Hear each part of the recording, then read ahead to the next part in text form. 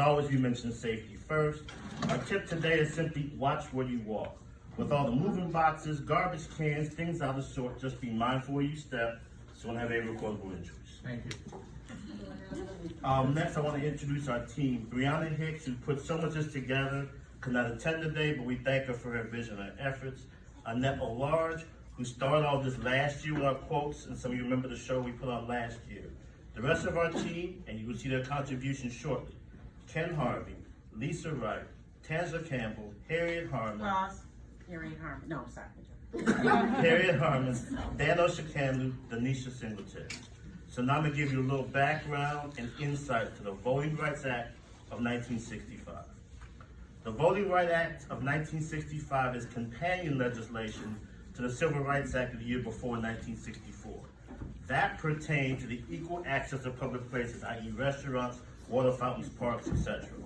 And it also outlawed discrimination in places of employment. The Voting Rights Act of 1965 basically enforces the 15th Amendment, which was ratified in 1870. It states in Section 1, and I quote, "The right of citizens of the United States to vote shall not be denied or abridged by the United States or any state by account of race of color, previous condition, or servitude, i.e. slavery." The Voting Rights Act was passed by the United States Senate by a 77-19 vote on May 26, 1965. It took more than a month of debates, but then it passed the United States House by a vote of 333 to 85 on July 9th, 1965.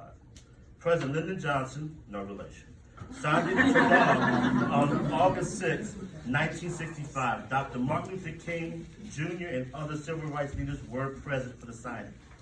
Basically, the act bans literacy tests, which we'll get to later, provides federal oversight in areas where less than 50% of the non-white population was not registered to vote.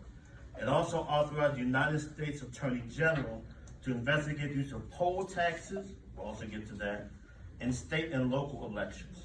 The previous year, 1964, the 24th Constitutional Amendment made poll taxes illegal, but only on the federal level in federal elections.